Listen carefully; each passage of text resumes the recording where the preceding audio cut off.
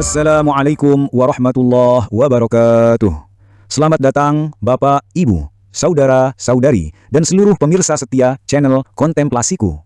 Terima kasih yang sebesar-besarnya saya ucapkan kepada Anda yang telah meluangkan waktu untuk menonton video ini. Khusus bagi yang baru pertama kali berkunjung, terima kasih telah membuka hati untuk merenung. Dan bagi yang telah lama menemani perjalanan ini, terima kasih atas setiap like, komentar, dan dukungan dari hati yang tulus. Di channel ini, kita tidak mencari kebenaran yang nyaman. Kita mencari kebenaran yang utuh, yang menggugah, bukan yang membenarkan, yang mengajak berpikir, bukan yang mematikan nalar. Yuk, mari kita mulai perenungan hari ini.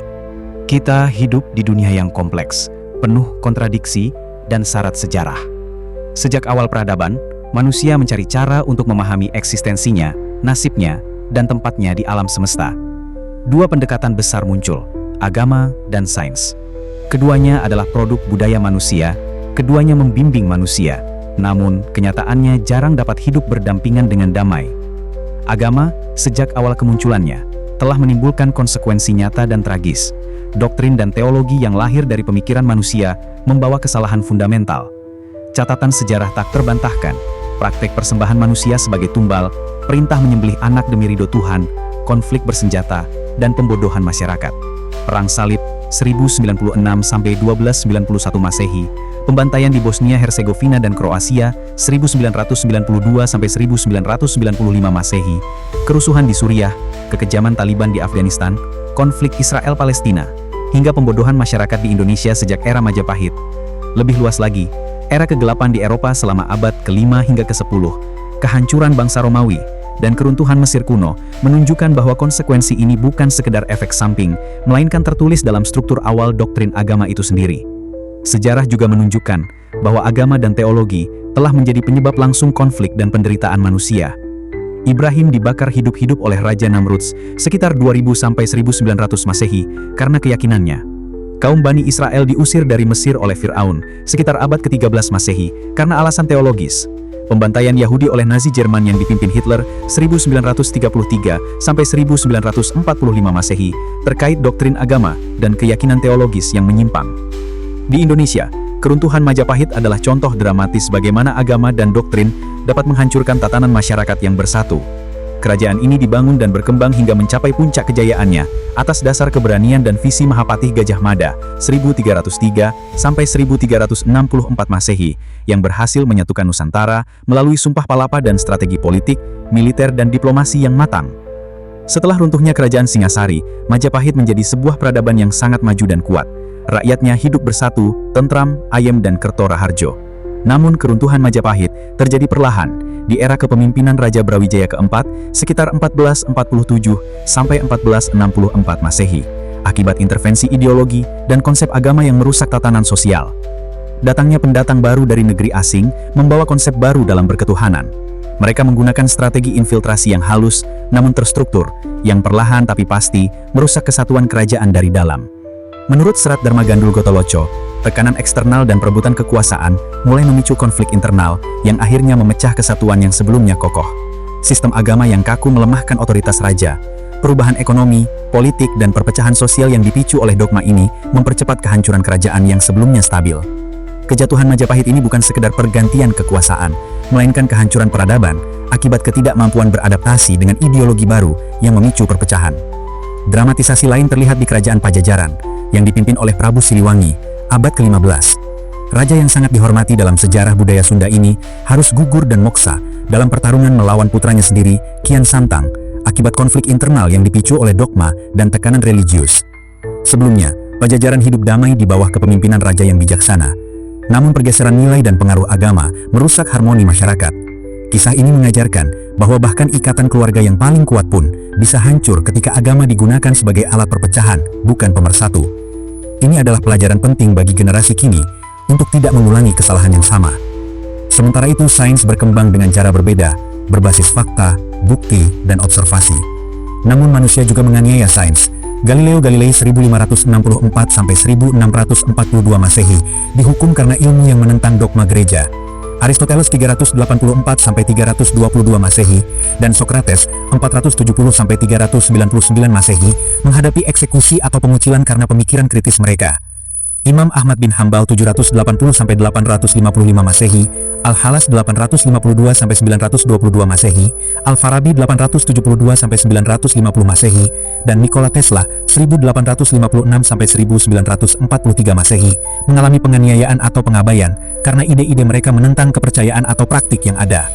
Perjalanan sains menunjukkan kemampuan manusia memahami dunia sebagaimana adanya, bahasa sebagai alat komunikasi, mesin cetak yang memungkinkan penyebaran pengetahuan, mesin uap, revolusi industri pertama, gelombang radio dan energi listrik, revolusi komunikasi, internet dan teknologi informasi yang menyingkap kebohongan sejarah dan memetakan pola perilaku manusia, kecerdasan buatan dan teleskop canggih seperti James Webb yang memungkinkan manusia mempelajari alam semesta lebih jauh dan memprediksi masa depan berbasis fakta. Namun, fakta sejarah menunjukkan bahwa agama dan sains, walaupun sama-sama produk budaya manusia, sulit hidup berdampingan. Sering terjadi benturan, satu menuntut kepatuhan dan dogma, satu lagi menuntut bukti dan logika. Manusia yang mencoba menjembatani keduanya sering menjadi korban, baik di tangan keyakinan religius maupun kekakuan ilmiah yang menentang tradisi. Pertanyaan pun muncul. Apakah agama-agama yang dianut oleh masyarakat justru menghambat peradaban? Jika kita melihat kondisi hari ini, negara-negara yang religius secara umum tertinggal dalam ilmu pengetahuan, teknologi, dan kemanusiaan. Sebaliknya, negara-negara dengan tingkat kemanusiaan, peradaban, dan kesadaran tinggi justru cenderung tidak religius, meskipun secara nominal mungkin masih beragama. Namun, cara pandang mereka terhadap dunia, cara hidup, dan tata aturan yang mereka anut sering tidak sejalan dengan doktrin agama tertentu. Peradaban Yunani kuno adalah contoh peradaban yang sangat rasional, logis, dan empiris ketika bangsa lain masih terjebak dalam mistika. Namun, setelah dominasi agama Kristen menguat, peradaban itu runtuh. Kini, Yunani menjadi salah satu negara termiskin di Eropa, bahkan pernah bangkrut tanpa diserang. Persia pernah menjadi kekuatan yang begitu besar, bahkan menjadikan Kaisar Romawi sebagai keset pijakan kaki. Namun, setelah kedatangan sistem keagamaan yang baru, peradaban itu perlahan runtuh. Kini, Iran, penerusnya, penuh konflik, kekerasan, dan sistem pemerintahan yang sering ditentang rakyatnya sendiri. Peradaban Sungai Indus, dengan kota Mohenjo-daro dan Harappa, memiliki tata kota yang jauh lebih maju daripada India modern, meski sudah ada 5.000 tahun lalu. Namun, setelah era Hindu dimulai, peradaban ini perlahan lenyap, digantikan oleh penjajahan dan kekacauan. Kini, penerusnya hidup dalam kemiskinan dan korupsi. Peradaban Mesir kuno bertahan sebagai adidaya selama 2000 tahun, membangun piramida dan struktur megah saat bangsa lain belum bisa membaca. Namun setelah dominasi Kristen dan Islam masuk, kejayaannya meredup. Kini, Mesir modern tidak banyak berbicara di panggung global. Peradaban Andes, Inca, Maya, Aztec membangun struktur raksasa dengan batu berat seratusan ton, disusun tanpa celah dengan teknologi astronomi dan pengobatan luar biasa. Beberapa bangunan seperti Sacsayhuaman masih menjadi misteri hingga hari ini. Namun peradaban ini hancur setelah kedatangan agama baru. Bahkan Cina, peradaban kuno yang pernah jaya, mengalami kemunduran saat ajaran Tao dan Buddha mendominasi. Bangkitnya sebagai kekuatan ekonomi dan teknologi terjadi justru ketika Cina menjadi ateis, membakar buku-buku agama, dan menolak dogma. Italia, penerus Romawi, hanya kembali ke zaman pencerahan setelah meninggalkan dominasi Kristen dan kembali ke akar rasionalitas Yunani Romawi. Fakta-fakta ini mengajak kita merenung. Apakah ajaran agama justru memberikan dampak negatif terhadap peradaban manusia? Ilmuwan-ilmuwan besar tidak ragu menjawab ya, karena agama sering menjauhkan manusia dari kemanusiaan, dari nalar, dari sikap kritis dan skeptis. Agama menawarkan apa yang disebut sebagai candu. Ketika manusia miskin, terjajah, atau dikalahkan, ia tidak didorong untuk berjuang, tetapi diyakinkan bahwa rezeki sudah diatur, bahwa kita segini saja sudah cukup. Mentalitas seperti ini menghambat kemajuan. Agama juga menawarkan pensakralan terhadap hal-hal yang sebenarnya profan, buatan manusia. Lembaga pesantren misalnya adalah hasil cipta karya manusia. Namun ketika dikaitkan dengan agama, ia tiba-tiba menjadi sakral, anti kritik, tidak boleh disentuh. Padahal begitu banyak kasus buruk terjadi di dalamnya. Siapa yang berani mengkritik?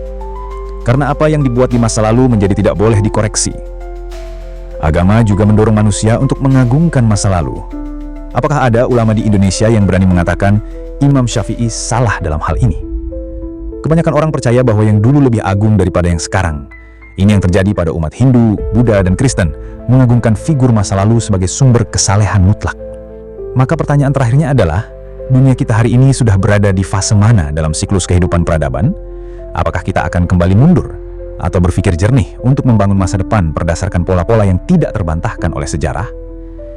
Ini bukan ajakan untuk berdiskusi, melainkan untuk merenung lebih dalam, untuk berpikir dan bersikap lebih dewasa, lebih bijaksana dalam mempersiapkan diri menghadapi masa depan, berdasarkan pola-pola yang tidak terbantahkan oleh sejarah. Jika Bapak Ibu belum subscribe, saya dengan tulus mengundang untuk bergabung. Di channel ini, kita tidak mencari kebenaran yang nyaman.